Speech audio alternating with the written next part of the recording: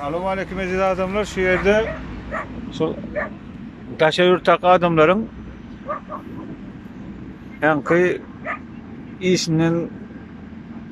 işten son ya da boş vaatları azad erkin görünüşünde dinç alış fırsatlarını görkezmek isteyen, hatta şu yerde denizin boyunda ben sahilde ya çağlar şeyle hangi erkil yağdalarda çağlar ölen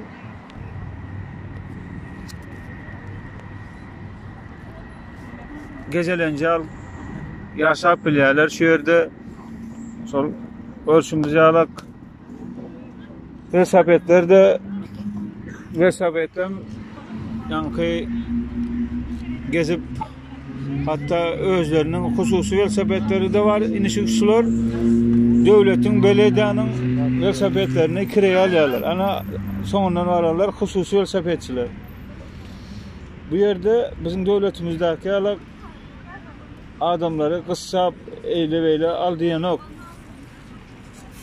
Ya da şu yerdeki adamlar her hil millette şu Taşayurt'ta ağzı bir yaşap bilyerler.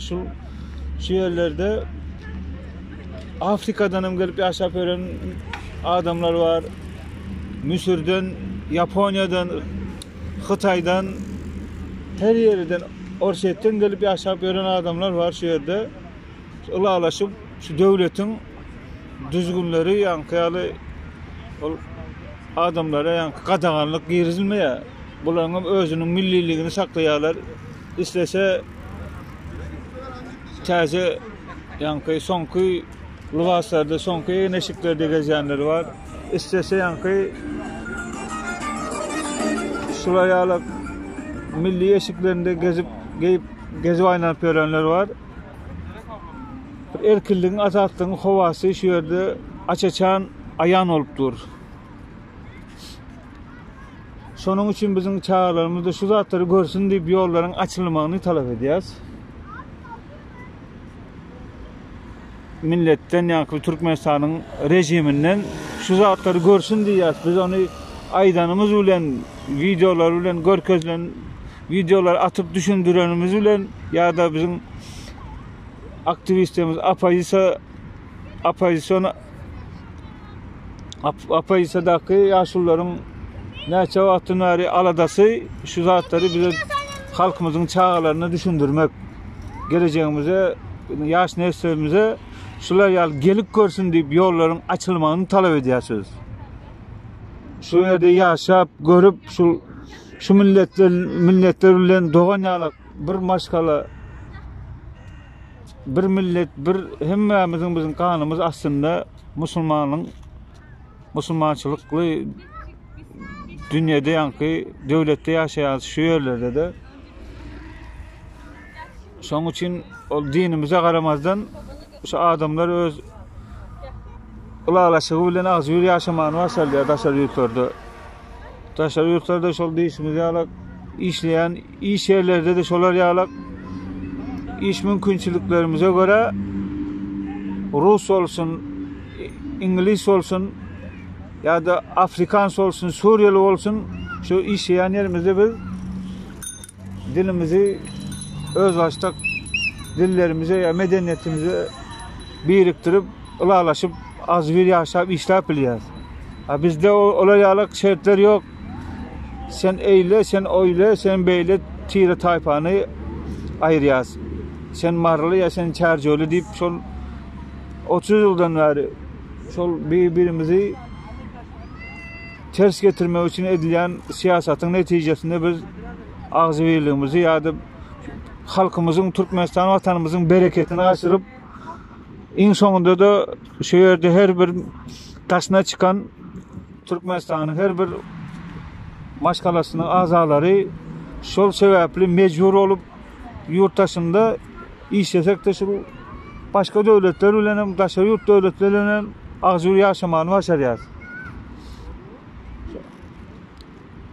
Çağlarımızın hem şun yine de kaytalağı aydışmayarak Taşayurt yurtlara çıkıp okup öğrenip ya da işlep şuların içinde, köpçülüğün içinde alan tecrübemizi Türkmenistan'a alıp barıp Türkmenistan'ımızı gülletmek isteyenliğimizi düşündürecek olayız biz şu aktivistlerin maksadı. Sonki alarak eziz adamlar gelecekte biz indi hakimiyetten ya devlet işgallerinden halk olup Türkmen halkı olup indi şol prezidentin ta ova uçasko oylarına çelli biz öz hukuklarımızı, isteklerimizi talep edip yaşamana başarmalı. Yoksa da olur bizi cilavlap, iti cilavlap nemedi şey alap, olur bizi cilavlap yankı el almak isteyor. Aslında teredenle şol hakimiyet uçaskoya çelli. Prezidentin uçaskoya çelli.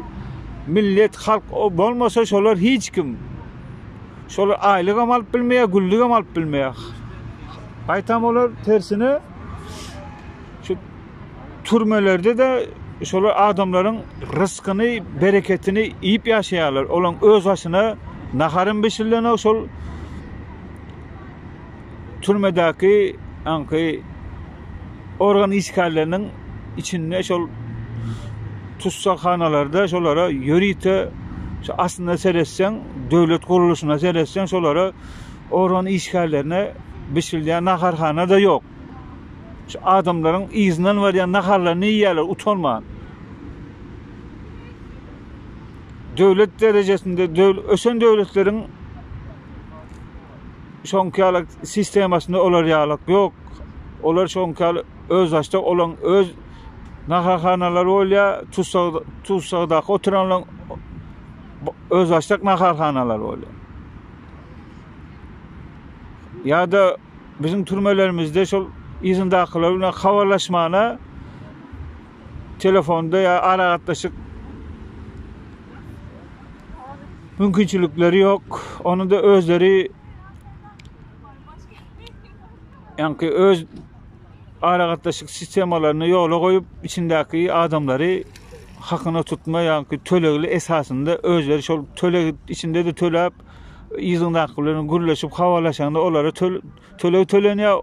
O gelen tölegim içindeki türmenin iyisine var ya. Türmenin içinde şol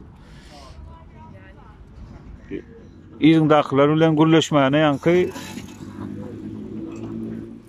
aralaşık bölümleri bazı yani işten yok. Şol punkutlar var. Kamise bağla gelende hani bizde bar deyip görkezerler yani işten yok sodakta. İş edilmeye. Özleri şon içinde öz adamlarını koyup türmenin içinde de hatta şolayal bir düzgünçülük ediliyor. Şu türme düzgününü aradaki yaşlıların öne çıkıp aydan yaşlıların aydışı alıp Türkmen halkını, Türkmen devletini, türmenin rejimini, türmenin düzgününe öğürürler. Şu zatları düşünüp siz adamlar korkmadan korkar yalak adam almadın biz indi bağır elimizdeki zatları aldırdık. Şu diyecek olanım indi biz aydanımızda diyenimizde talep edenimizde biz ya bir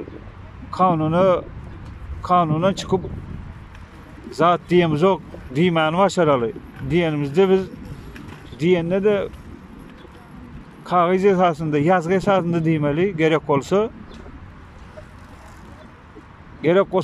o Birleşen Milletler'e çıkmalı gerek olsa bütün dünya özümüzün talaplarımızı kazanmanı başaralı adamlar.